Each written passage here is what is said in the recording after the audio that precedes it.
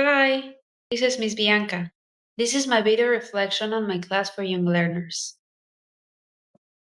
So, starting off with the content I worked with in this class, I decided to go with a reinforcement and introductive vocabulary oriented lesson, since my student had a general job and occupations vocabulary understanding already. He already knew some concepts, but he didn't know the words to refer to them. So I think that this approach really allowed him to relate the jobs to scenarios. Since he was already familiar with the scenarios, for example, he knew about the and the gardeners, but not about the gardeners and the farmers. So I wanted to introduce him into that vocabulary to complete the scenarios and bring him words to communicate towards them. The first activity, which was watching the alphabet occupations video, was a great showcaser of the right pronunciation of each word. And it also really worked to present to the student the context in which the words are applied to. Because the video had a lot of graphic elements and it helped to tie together the word to whatever job or occupation it was. So I think that was great to tie the context to the word. Then the second activity, relating the vocabulary, matched the word to the picture in a fun memorandum game. I aimed here to reinforce the student's spelling, since after the game, the student wrote down all of the words into the cards to keep them, and he could also review them later from there. And the third activity, as I normally structure my classes, is the production section. I wanted to implement an integrating activity, meaning pronunciation, spelling, and context of each word and occupation selected. So in this section, we played Heads Up, which is a game that I decided to close the class with and had all the elements that I already talked to you about. So a word was chosen and written down, working the spelling, then described in a clue, which implies knowing the context it should be applied to. And finally, we worked the pronunciation by taking a guess. We had to say out loud the word to to take a guess on which word was it. So were the activities, and I think it had a good outcome. So now onto the approach that I decided to guide this class with.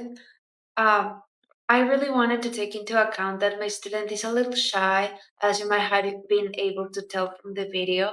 So I designed the class using the communicative approach. I really wanted to make him feel confident using the new vocabulary.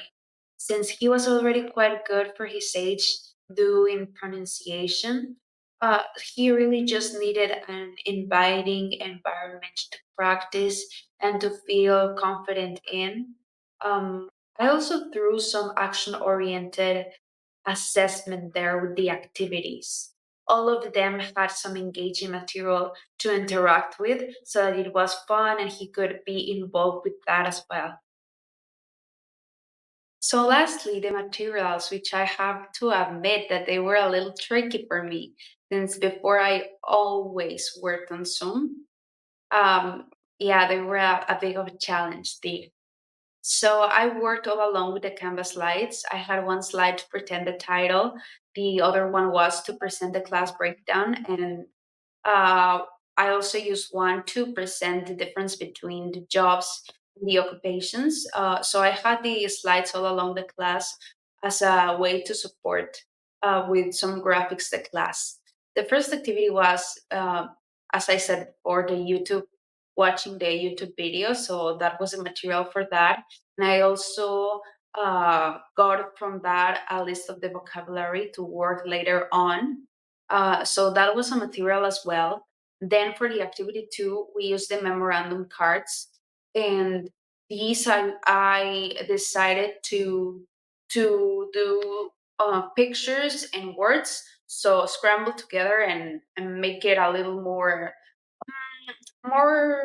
word related, like in that sense. So yeah, the cards were paper and I did them on board and then printed them and cut them. That was that for the second activity.